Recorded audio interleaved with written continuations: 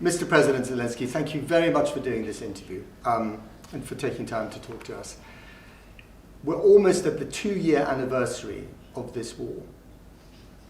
And 2 years ago, when I was in Kyiv as well, many people thought that this war would last 5 days and that you might leave. Did you for 1 second doubt your commitment to stay in this city and defend your country? Я не народжував навіть такі думки. Сама ситуація не давала мені такого приводу. Тобто люди в ситуаціях складних, це залежить від багатьох факторів, що вони роблять і як вони діють. Це різні люди з різною відповідальністю і різний психотип. Це не через те, що хтось сміливий, а хтось не дуже сміливий. Є люди звичні, ви йдете по вулиці і ніколи не скажеш, що ця людина, вона героїчна, або навпаки, ця така людина, вона вся в м'язах, що вона боїться будь-якого гучного шороху. Тобто це реакція людини тієї чи іншої на шок. Бо війна – це шок.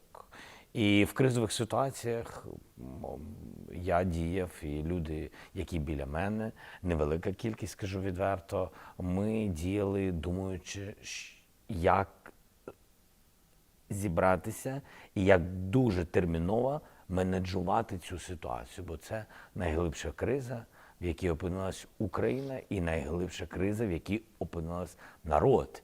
А я як президент, я несу відповідальність. І я частина цього народу, частина суспільства. І я така сама людина. Тобто я як людина діяв, і як президент я не мав іншого варіанту. Your courage was contagious. It was inspiring to so many people, not just in this country, but also around the world. And it changed the minds of Western leaders, like the German Chancellor. They saw your courage, and they decided, here is someone we can invest in. I'm sorry, it will sound not so heroic and not so romantic, and maybe not so positive, but people don't like losers. And they don't trust them, they don't want to be with any, loser together. It's a pity that it sounds such way. But that's the reality, isn't it? That is the reality, and this is the life. It's our life. And in politics, I can underline that it's everywhere. Just everywhere. From the war to financing, from military, just to bilateral relations. And of course, mostly, they didn't believe in us, didn't believe that we will stay. And it means didn't believe in us and in me. And I think they thought that we will not stay more than you said already. But you stayed, and they stayed, and you fought, and then gradually you got the support that you needed. And without that support, you couldn't have fought this war. Yes. Without that support, we could fight those first days. Yeah. First days, weeks, maybe months. Yeah? Months. But not 2 years. Of course not. It's not enough. Otherwise, you have the big volume of casualties, much bigger. You understand, much bigger. Because the cities, you can't defend the cities, and they've been, otherwise, without any huge military support, they've been occupied. If occupied during occupation, a lot of people will be against, a lot of people will run, and if you are against, and if you are stay, it means you will lose a lot of these people. You were an actor in a past life, so you know all about the audience. You've got to persuade the audience. You've got to convince the audience. And you've been very good at that. Do you ever worry that the audience is drifting off? That they might get bored? That they might get distracted? Especially now. First of all, I can tell you, I always been script writer and producer. So acting was such, it's, you know, something just for to relax. You're good at it, though, aren't you? Thanks so much. But I mean that it wasn't. I mean that the idea for me is the first. The idea is the first, and then everything else. I mean that. So the idea, to create the idea, that is the best. Right. The best for me was the most interesting. And of course, you need feeling of audience creating the idea, of course, because you don't create for yourself. And the idea now is resistance, standing up to Russia. Yes, but what I want to share with you that maybe I'm not right, but I think that good people, really good people, they can be honest, and I think that honest people are not bad actors, because they don't play somebody, they can play themselves. Just be yourself in the screen. So don't be afraid of the screen. It's about the movie. Don't be afraid of it. And maybe if you have good characters, your own characters, not bad, not good, not bad, people will trust you. If the younger Mr. Zelensky, when you were still not in politics, when you were writing your scripts and doing your broadcasts and acting, if that Zelensky had known that going into politics would mean leading a country in the middle of the most vicious war since World War II, what would that Mr. Zelensky have said? I couldn't imagine. That's why I can't say my reaction, because I couldn't imagine when I decided to go to politics. So I couldn't imagine that it can be such war. But I think that people from their childhood, they take it everything from parents and from the friends, from schools and teachers and etc. They are ready to challenges or they are not. Right. And the volume of these challenges doesn't matter for the person, doesn't matter. The war during one day, the crisis during one day, or the war during some years. I think that it's the challenge is for you, but you are ready to manage it, big or not big. That's it. So of course I couldn't imagine. You're a tough guy. Not one. Yes, I think yes. I think maybe I became maybe something like this, but I was ready for this. But I think that if you are and around you and people who are in the streets, and if they are tough, and they've been really tough, and if they are really strong, yes, and you have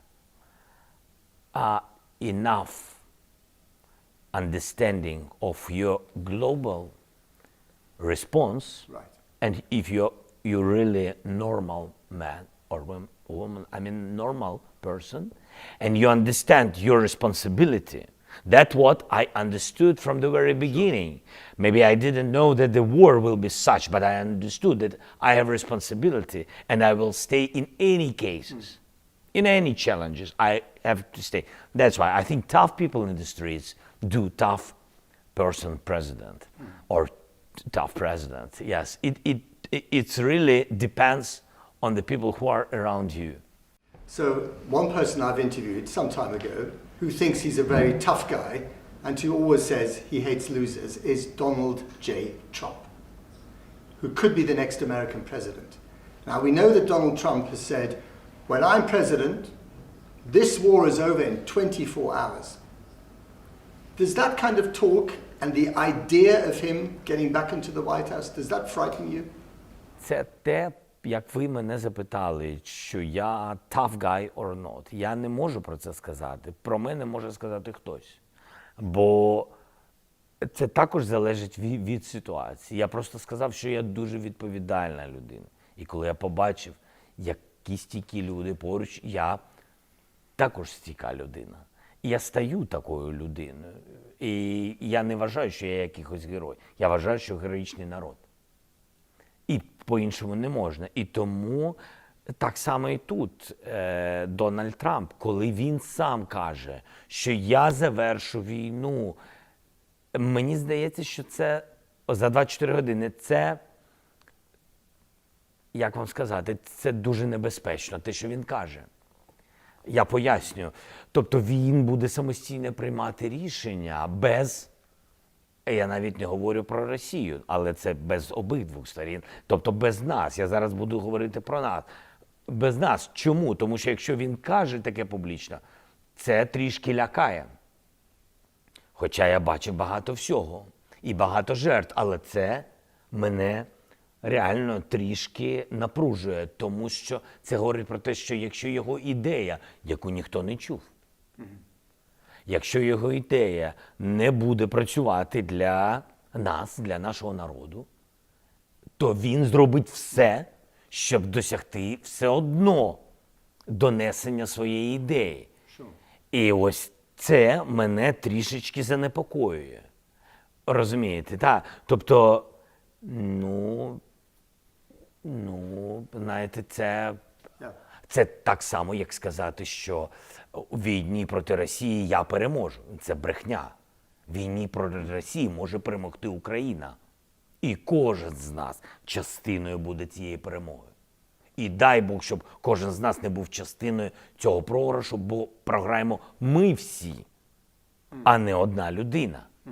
Нема в війні одного переможця. І він говорить про закінчення війни, а закінчення війни – це перемога.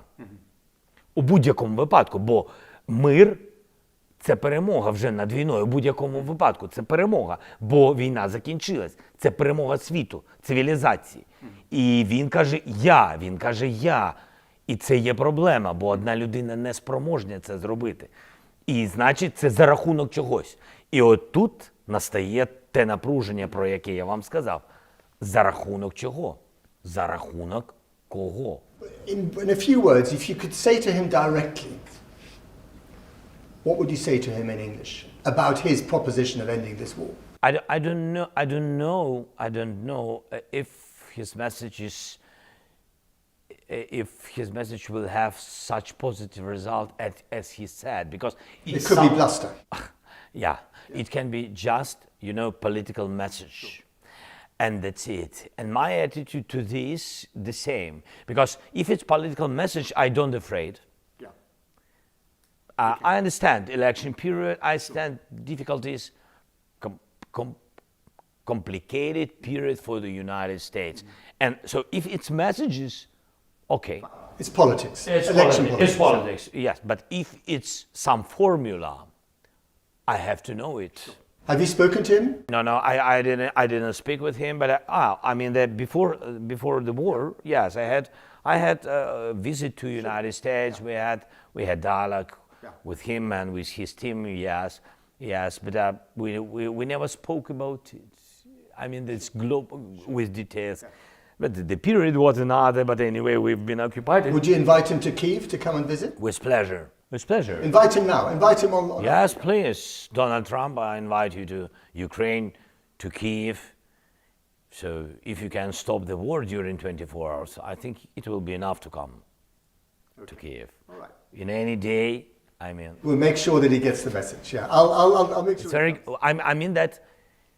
Who knows? Yes. For example, maybe Donald Trump really has some idea, a real idea, and he can share it with me, and I think it's okay because it's. That we can't have a secret with our people how to stop the war. Apart from Donald Trump, there are many Republicans, again, also facing election in Washington, who are now saying, Ukrainian money, not so fast. And I know you spoke to them just a few weeks ago. You were in Washington. Yeah. You were very persuasive. And even after that, they said, stop for now. Does that worry you? I'm worried only because our people and our budget and we have a gap, financial gap because of the war. And I'm not worrying about with respect, about the congressmen or senators. That I had meeting with them. When I sit with them, in any case, bilaterally, we have dialogue tete-a-tete or in team, mostly, 99.9%, they are on my side. To your face. To my face. Do you trust them? Do you think that they are, nice to your face and they say we support you and then behind your back? I trust results. I trust results. Before this, we couldn't really survive without US help, US support. It's real fact. And that's why, of course, I trust, mostly I trust. And I count on them today. Yeah, it's true. I can't, even during, my 5 years, almost 5 years, my presidency, and during this war, I saw, from one side, I saw everything. But when I speak with politicians, sometimes I think that I saw nothing. Yes, because... Give me an example. Everybody's smiling, everybody's laughing, everybody's crying, hugging you, say that you're resilient, you're so strong, you're the man, you're the leader of the free world, you save our democracy. If Ukrainian people didn't have such president, if such president didn't have such Ukrainian people, we could lose the half of Europe, and Russia will attack United States and NATO countries, and we have to give you everything, everything what we have, and then cut. Helmets. And then, yes, not only helmets, they helped a lot, really, Yes, they helped a lot, recently, but yes. they helped a lot to stay. Right. And I think they could help us more to win. Because they're doing enough to prevent you from losing, but they're not doing enough to allow you to win this war. I can't to say, sometimes I have such thoughts like you shared with me now. It's difficult because they helped us, you understand? So that's why I'm You don't want to thankful. be ungrateful. Yeah, you understand. But I think you understand. Otherwise, it's the question of surviving. So I can't, jump to emotions. Yes, but I'm not. I don't want to be a liar. I'm honest with you. But sometimes I really can't understand, or I don't want to understand. But when they say that you are the president that is saving our democracies, that you are the bastion of, the last liberal, on the planet, as it were, No. do you think they're being sincere? Are they being sincere when they say that? They are sincere, I think, but maybe not in these words, yes, but not with all the facts which are around them in their relations with China or Russia, in their bilaterals and etc., and on the level of intelligence and in business. They are sincere, but not 100%, yes, they are They challenging. don't put their money where their mouth is, or their weapons where their mouth is, as we say. The rhetoric is not always matched by the actions. Риторика не відходить від справ, від діла. Вони дійсно на нашому боці, я так вважаю. І дійсно Конгрес, і президент Байден, і вони все включаються, і вони дійсно допомагають. Але чи можуть вони більше? Бо є відповідна дуже конкретна техніка, чи конкретна зброя, чи конкретний об'єм, від якого залежить просто скорочення цієї війни. Я так вважаю. Чи можуть вони більше, чи мають вони у себе це? Так. А чи можуть вони нам дати? Ну, якщо вони нам дали, значить не можуть. І я думаю, ось в цьому відповідь. І той, хто знаходить ці відповіді, чому не зараз, чому не так, чому не в повному об'ємі, ну, то, напевне, хто знає на це відповідь, той розуміє, що відбувається взагалі. Because there has been a pattern so far. You ask for things for your war, and the initial response is, maybe not. And then a few months later, you get them, right? Whether it's tanks or even now fighter planes. It's always a little bit later. And I guess what you want is for that space between maybe to yes to be very short, because you need it now. Простір. Тому що в цілому бюрократична машина будь-якої країни, незалежності від демократій. Вона дуже складна. І з моменту нашого запиту до моменту позитивної відповіді іде час, гинуть люди. І тому я і сприймаю цей простір як, в принципі, цей коридор, він, якщо чесно, такий, кровавий коридор. Він дуже болісний, цей коридор часу. Але мені здається, що не всі це розуміють. Я пробую це донести. Я з перших днів це доношу. І до початку війни. Да, що цей час, хтось каже, цей час грає на користь Росії або ще на користь комусь. Не треба так глибоко мислити. Цей час точно не грає на користь українським людям, бо ми їх втрачаємо з часом. І це складно. А потім, навіть коли у вас позитивне рішення, і воно поки прийде до вас, і поки воно розвантажиться, поки люди тренуються над цим. Це як питання з F-16. Це яскравий пример F-16. Дуже яскравий приклад.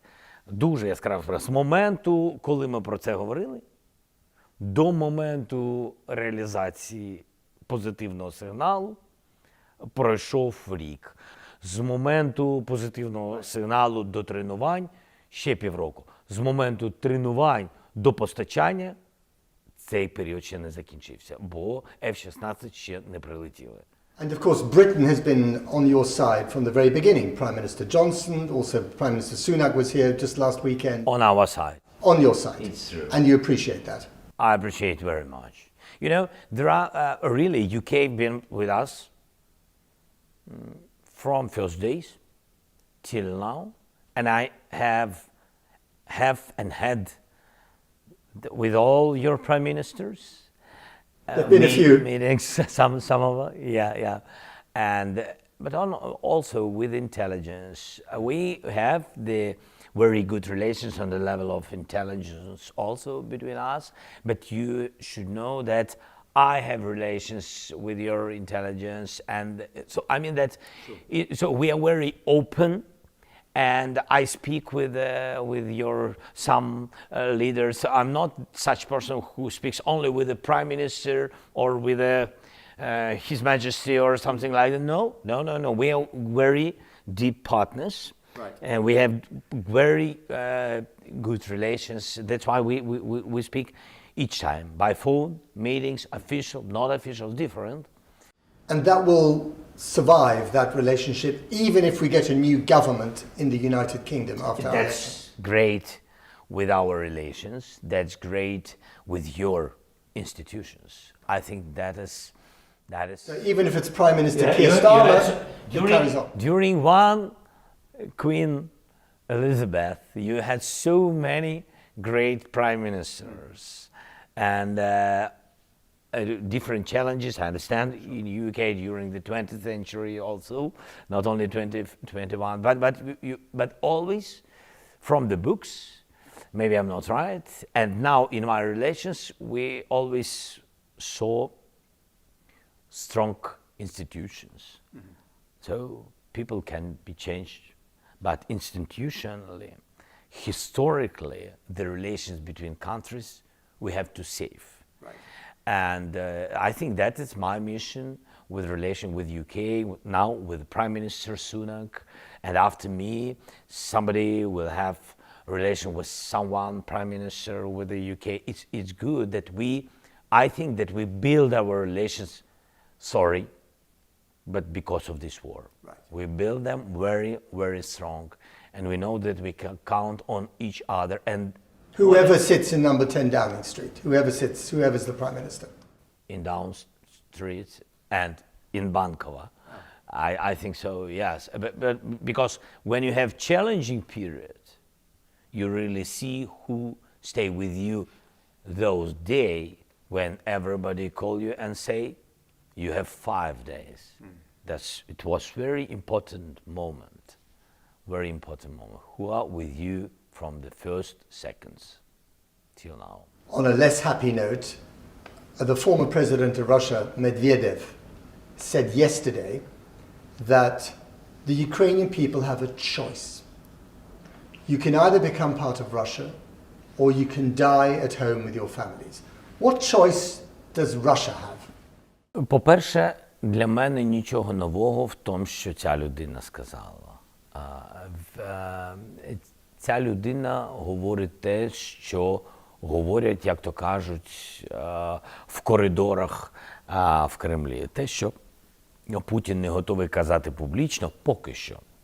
Він говорить Жириновським, говорив раніше, або сьогодні він говорить Медведєвим, або ще кимось. Це їх наратив.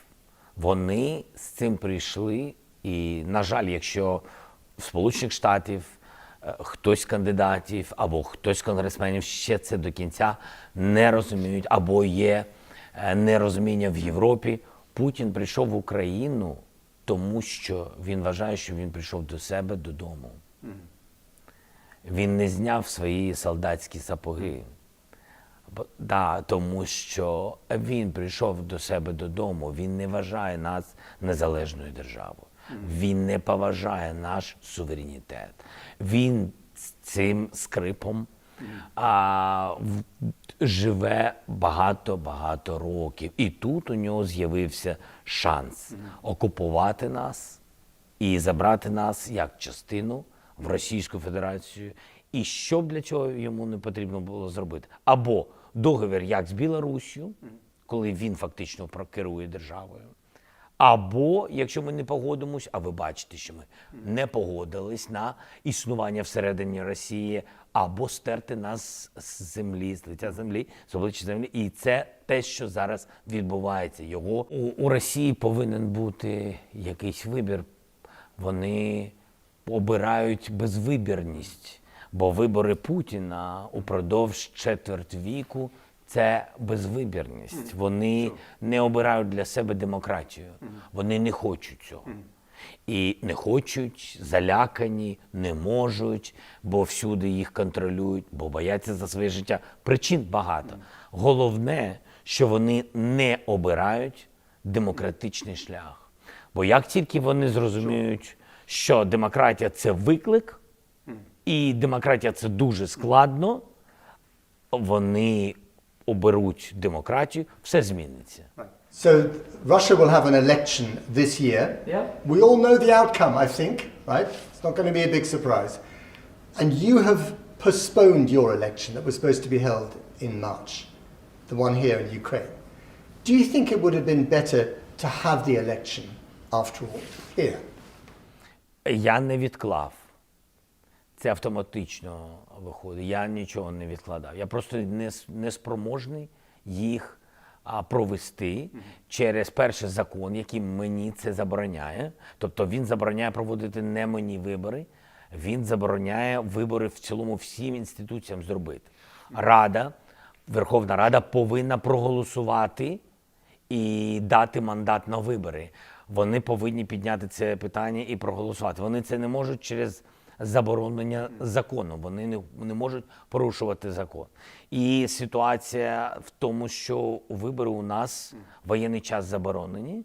І ситуація, якщо б навіть можна було це зробити, що робити з територіями окупованими, тимчасово окупованими, і як провести вибори легітимними, щоб їх визнав світ, якщо у нас 6 більше майже мільйонів за кордоном, і вони мають мати інфраструктуру.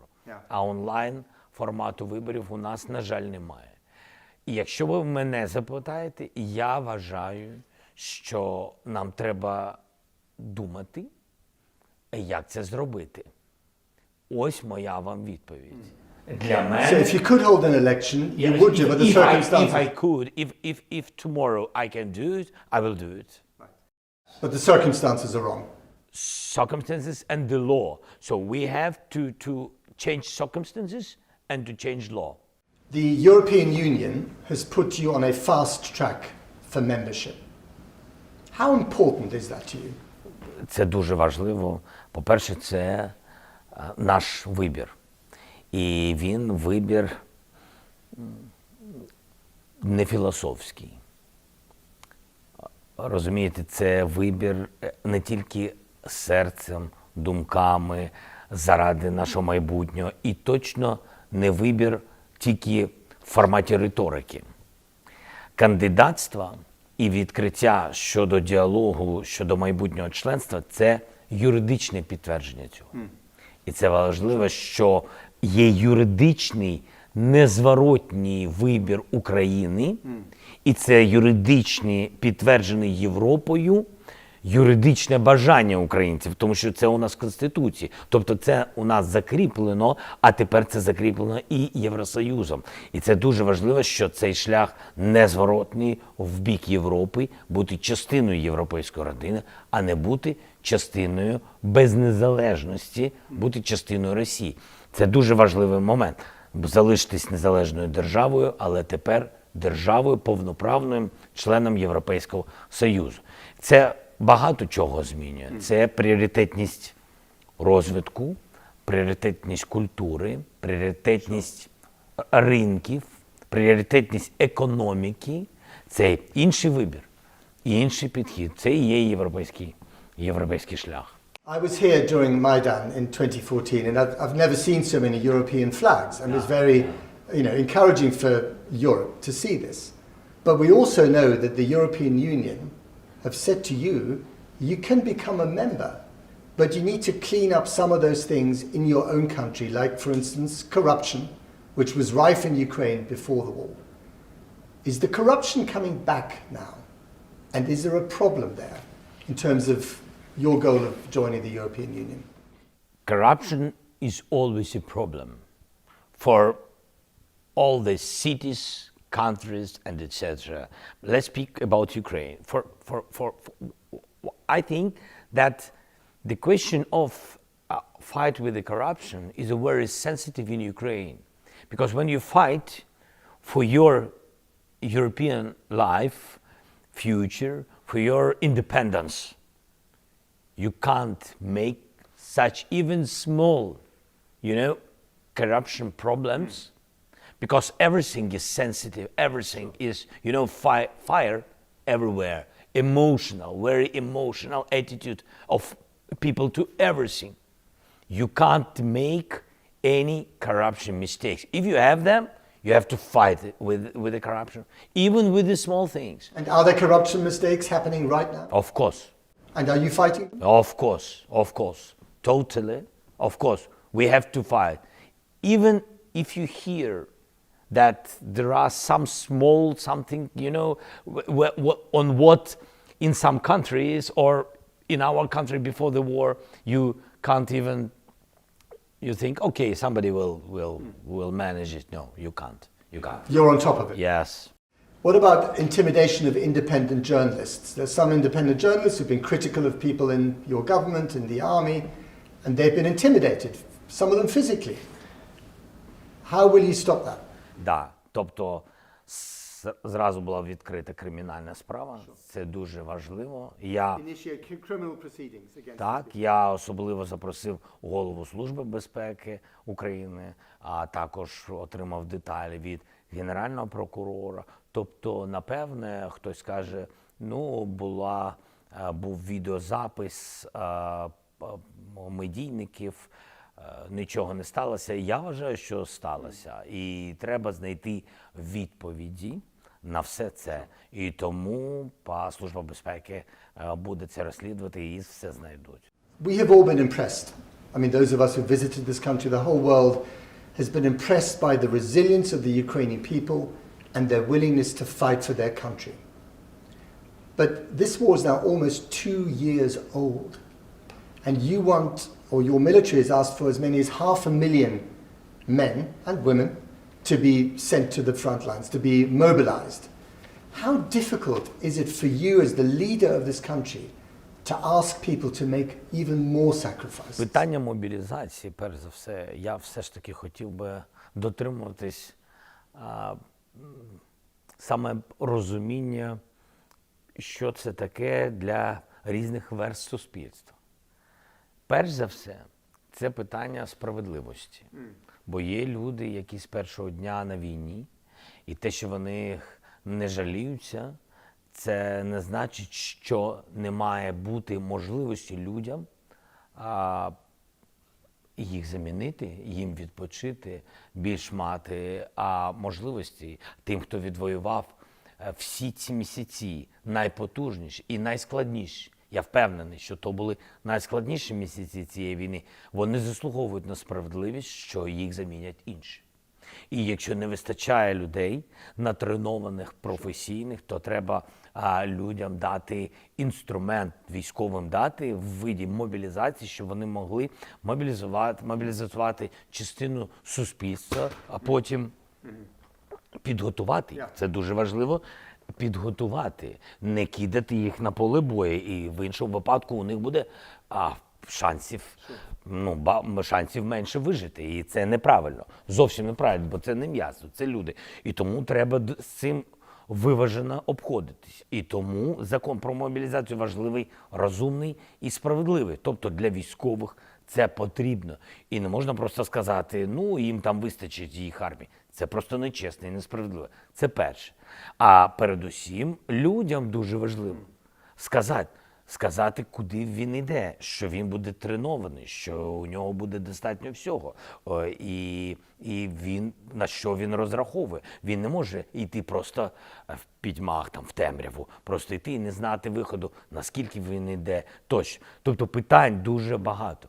Вся історія про мобілізацію – це перш за все питання справедливості. Справедливо замінити, комусь справедливо відпочити, несправедливо обходити, коли хтось за тебе гине або віддає життя, і справедливо, що людина повинна знати, куди вона йде, наскільки її підготують, хто її підготовить. Це дуже важливо. Це питання справедливості. Are you afraid that your people are getting tired, maybe getting less resilient in this war? Коли ми говоримо втомленість, ми повинні розділяти ось які речі. Тут є нюанс. Втомленість від війни ми не можемо собі дозволити. В іншому випадку вийде так, що хтось захищає державу, а коли я говорю захист, це не тільки фронт, це і люди, які працюють, люди, які мають бізнес, які сплачують податки, і можна втомитись під ракетами це робити, але люди продовжують це робити. І це все важливо, тому втомитись від цього ми не маємо права. А якщо ми втомимось, в цьому сенсі слова, ми втратимо те, що маємо.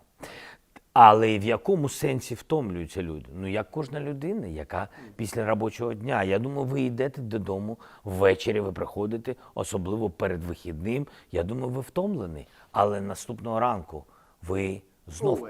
Always. Тому що ви працюєте. Тому що ви робите якісно свою роботу. І де б вона не була? Журналіст, військовий, інженер, електрик, вчитель, медик. Все це сьогодні дуже важливо в Україні. Тому можна собі дозволити втомитись ввечері. Але зранку прийдеться захищати державу, боротися за неї, якщо ми хочемо її зберегти. І тому я, коли кажу про втомленість, я кажу вам про фізичну втомленість. І тому і питання мобілізації говорить про те, що відкриває двері для фізично втомлених деяких хлопців. But the fact that you're prepared to lower the age limit of serving to 25 years, and the fact that the generals want 500,000 men mobilized, that shows you how much of a cost, a human cost this war has exerted. Я на сьогодні особисто на сьогодні не бачу поки що потреби мобілізувати 500 000 людей. Скажу вам так. Я вважаю так. Не тому, що мені хочеться якось зараз відповісти і комусь сподобатись. Просто це люди, це не тільки життя номер один, а друга історія – це є відповідні дії, є відповідні операції. І тому я сьогодні не побачив поки що достатньо зрозумілих деталей для того, щоб сказати, що 500 000 треба мобілізувати. Це друге. А третє, я хотів би вам просто сказати, що це ще гроші. І як би хто там не ставився, всі ці фінанси, вони точно не приходять від партнерів.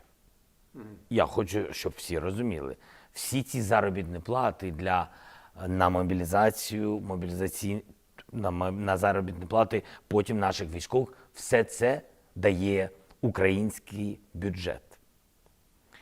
І тому, коли ми говоримо 500 000, нам потрібно думати. Є запит, треба правильно все рахувати. Дуже правильно. As long as President Putin is in power in Russia, can there ever be peaceful coexistence between your two countries? I mean, he never will want. Never. He doesn't want any peace with you. Does he still want to occupy the whole country?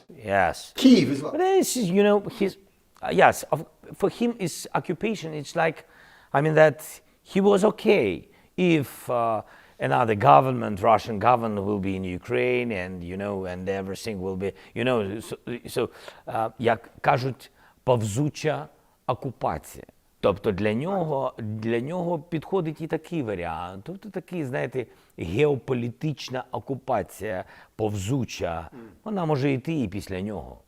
Він хоче задати цей тон, що Україна втратила незалежність, а вона може потім іти, якщо не зупинити їх сьогодні.